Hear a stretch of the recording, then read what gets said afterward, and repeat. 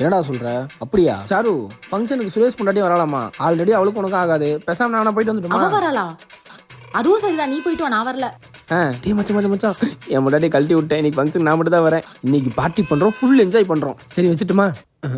சரி சாமி, நான் மட்டும் ஃபங்க்ஷன் போயிட்டு வந்துடுறேன். இல்ல அஸ்வின், நல்லா யோசிச்சு பார்த்தேன், நானும் வரேன். ஏன்? போன தடவை அவ பெரிய மேக்கப் போட்ட மாதிரி சீன் போட்டால, இன்னைக்கு நான் பண்றேன் பாரு மேக்கப். சரி, நல்ல மேக்கப்பா போட்டு வா.